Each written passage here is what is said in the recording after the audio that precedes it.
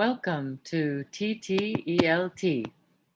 I'm Dr. Eileen Hale, the COO of Teaching Tips for English Language Teachers, and we have with us today a special guest, one of our board members, Dr. Jen Gonzales.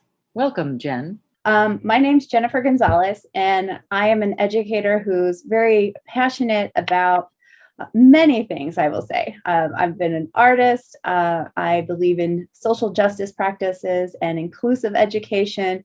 And I also believe in that there's not always one answer or solution to education problems. So I like to explore and see what fits in a local context, and it's really informed my approach to teaching and working with teachers. So that's just a little bit about me.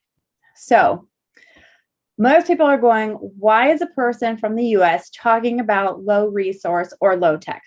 First of all, let me start out with saying I started teaching on a reservation, Indigenous people or Native American reservation. And my first day in the classroom, I showed up and I had absolutely no materials to teach with. There were no pencils. There was no paper.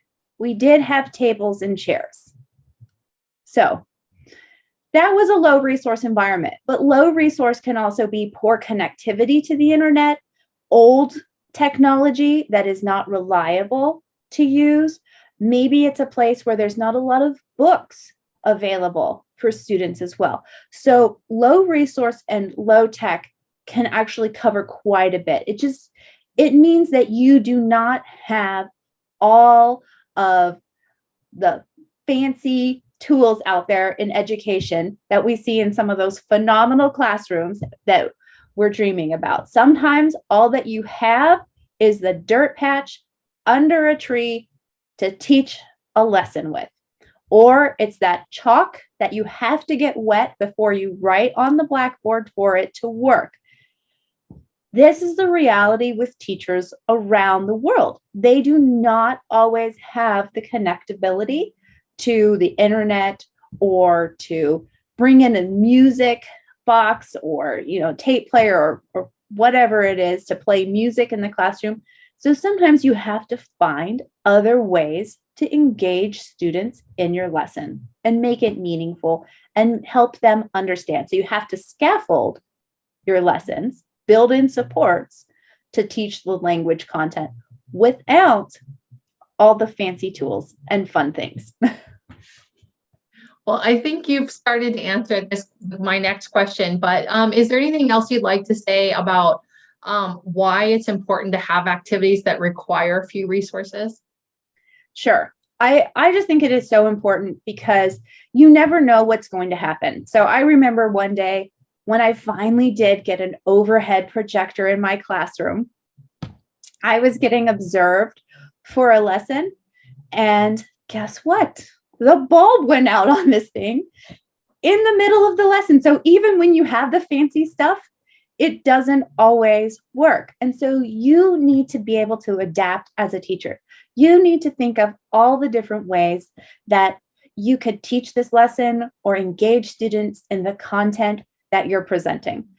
You just never know what's going to happen. So that's why I'm passionate about it. In addition to that, working with all the populations that I've worked with and the teachers that I've worked with, whether they are on Native reservations in the United States or maybe even rural areas in, small communities or small towns in the US to places in Namibia and Djibouti, it's really uneven, the resources in our classrooms. Sometimes it really depends on what the teacher brings in themselves. And so this is why it's a passion of mine, is to always think that there is a great tech option, but how can we do it low tech or no tech as well? I love it. And what are some types of low resource activities that you found the most useful? So I remember when I was teaching my pre-service teachers in Djibouti, and I was talking about how important it is to be able to take anything and turn it into a teaching tool. And I'd happened to have just a water bottle on my desk, and we started to brainstorm all of the ways that you could just use a water bottle. You could talk about what is this object. You could talk about where it is placed. So those prepositions of place, is it on, under, behind? You could talk about the color of it. You could talk about opening and closing it. You could talk about giving it to somebody. So asking, may I have some water, please? Yes, you may. So there's, I look at everyday objects as endless possibilities to teaching. One of the things that I really loved is when I met you, Gina, in Djibouti, you had planned this wonderful workshop for our teachers. And I was like, do you mind if I kind of sneak in here with some low-tech options? And I started collecting tea bag, the covers for tea bags. And I turned the tea bags with just a marker and some tape into flashcards for students to use so that we could play games.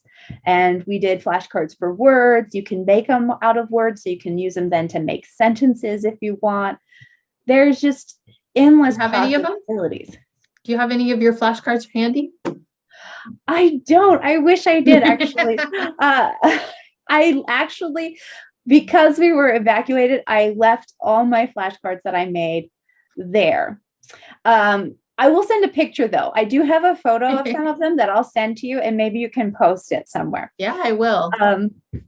And I'm working on rebuilding. So I've saved right now hundreds of tea bag covers so I can demonstrate this. If we have a workshop, I'll show you how to make, tea bag cover. I don't know, the tea bag wrapper flashcards.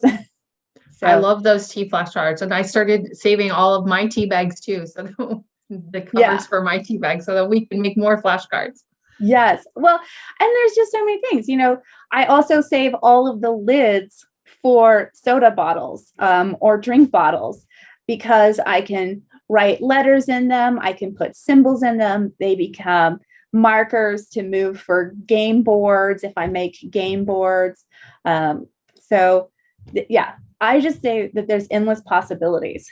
The other fun one that I enjoyed when we were there is in Djibouti. A lot of the teachers are going from classroom to classroom, and they have 20 to 30-minute lessons.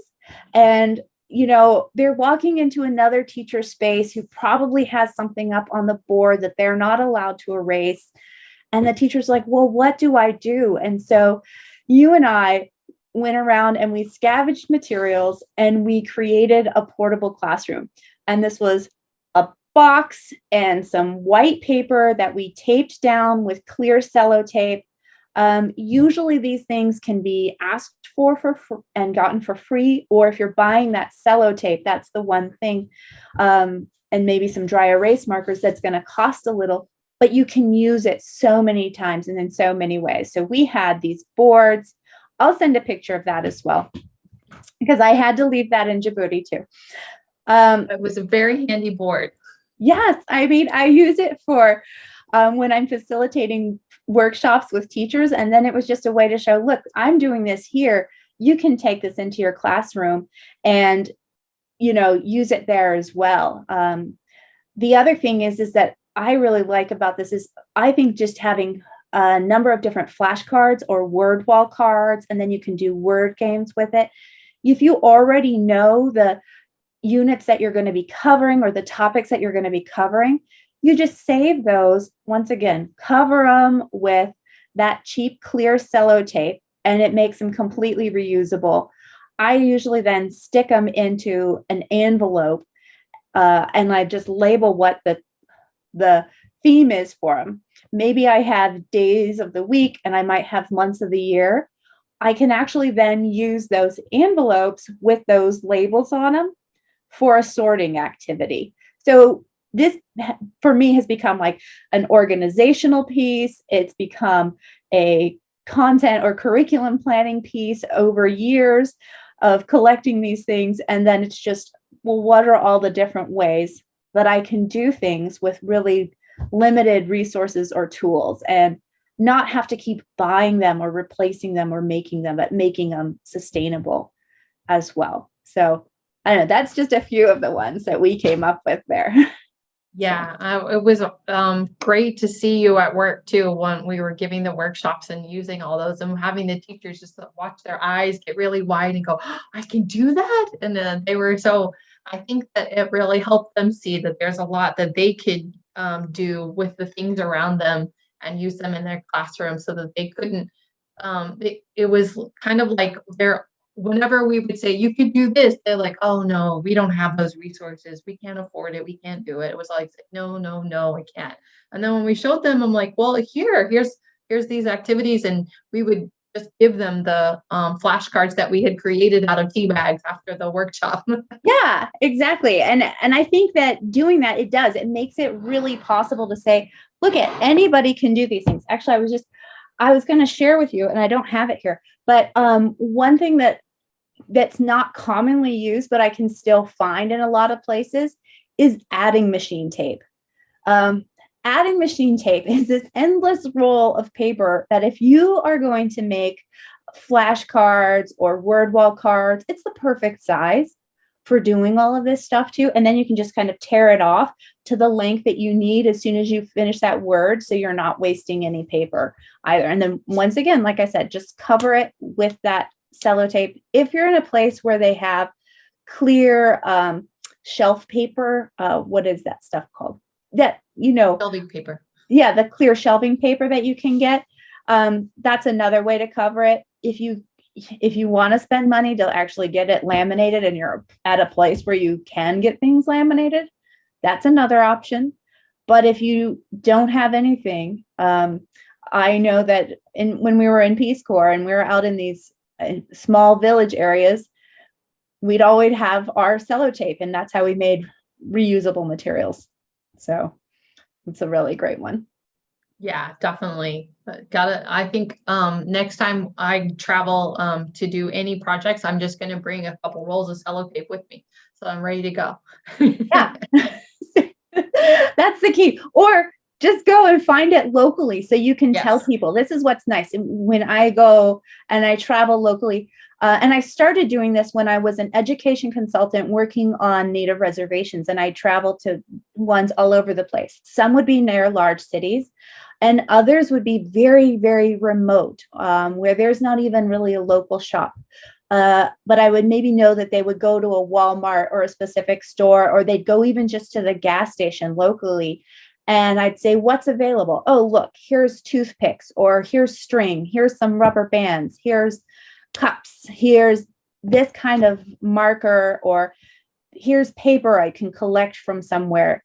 Paper, I think, is one of the easiest ones. There's always one-sided paper floating around everywhere that I've been to in most places, because it seems like there's a policy document that had to get printed off somewhere and it didn't print right. So there's the backside of that policy document that you can cut up and use as one-sided paper. And when you have that paper, the options are endless. You can make cootie catchers, which I want to actually rename these as conversation catchers, which is a great game you can play with your students.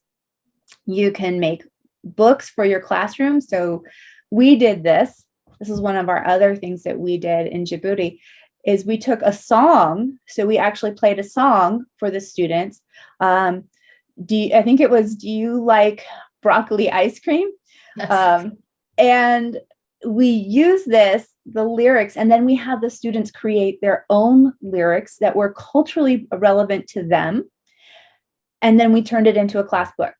So students got to draw, we got to take this all together and staple it together. And now you have a book that can be read by other people. So it's another way of engaging the language and making those resources for yourself. So, yeah. Yeah.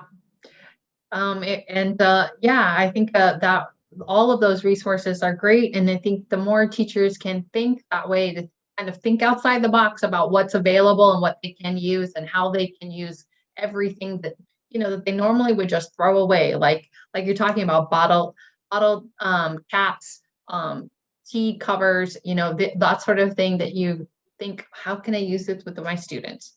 I think it's great to have teachers thinking about that in all areas, whether they're low resource or high resource areas. That's great to always be thinking about what's the low tech option? What am I going to do if I don't have this resource available?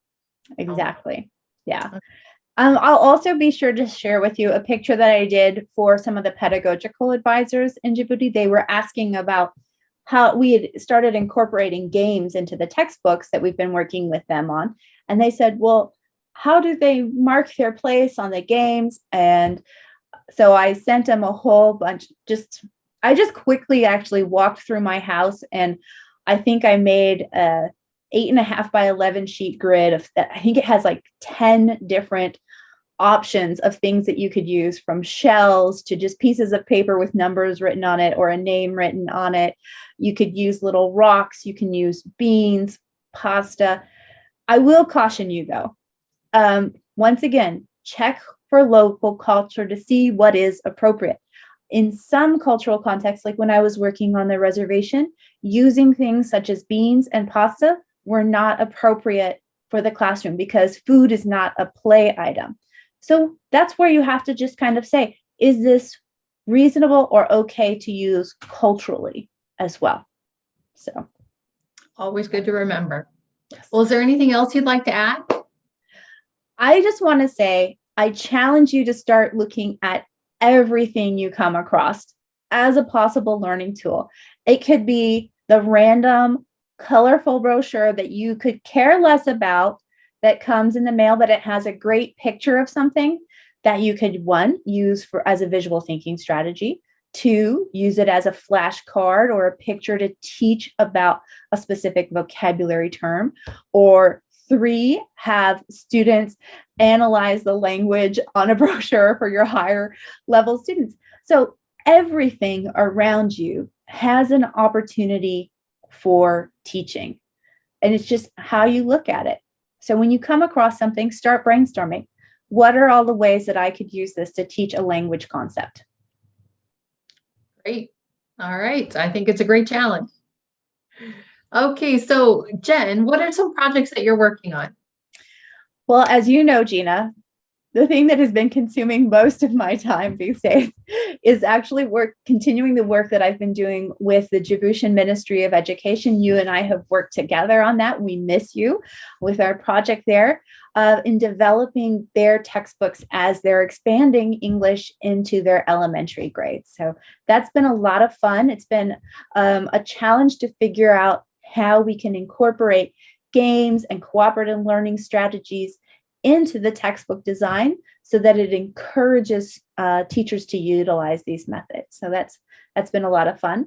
And I'm also very excited to be working with you as a board member for the Rhoades Education Foundation and putting on these great, professional development opportunities for teachers.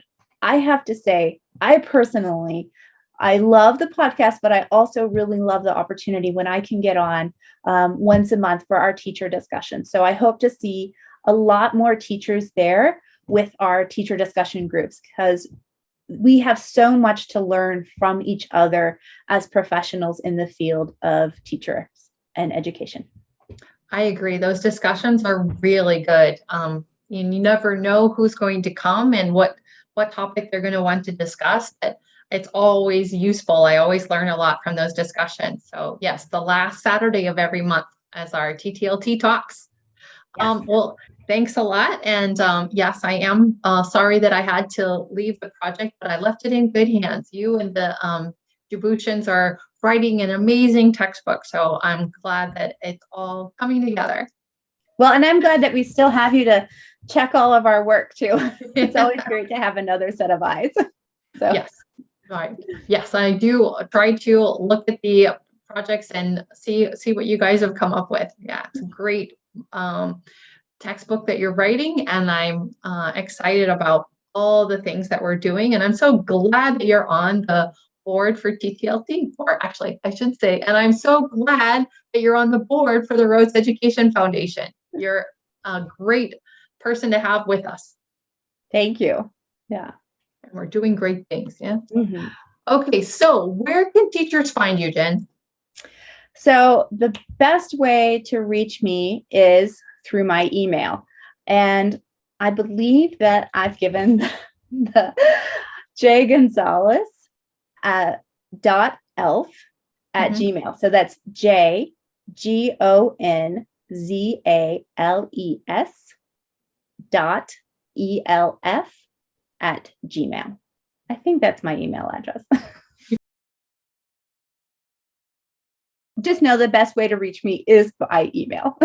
As a recap for Jen's teaching tips, we're going to summarize how to best support teachers with low resources. First, find everyday objects as teaching tools, such as water bottles, pencils, pens, paper. Turn these into teaching tools and scaffold with these objects. Adapt to engage students. Create your own portable classroom, a box full of tools that you can take with you if you don't have your own classroom or you move from one building to another. Check for cultural appropriateness of items, as not all items translate across cultures. Look at everything as a learning tool. Thanks so much, Jen, for joining us today. We really appreciate your expertise for English language teachers. Please join us again this coming Saturday, July 17th. I, Dr. Eileen Hale, will be talking to you in a live workshop about our secret sauce, building communities of learners within your classroom. This coming Saturday, July 17th at 11 a.m.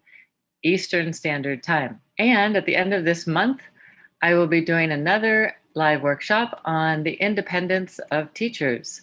That will be Friday, July 30th at 12 p.m. Eastern Standard Time. We'd love you to join us for either or both of these workshops. As well, at the end of every month, we have our TTELT talks on Saturday, July 31st at 5 p.m. Eastern Standard Time. This is a time where we can talk about topics that matter most to you, ask questions, and share ideas as colleagues in the field of English language teaching.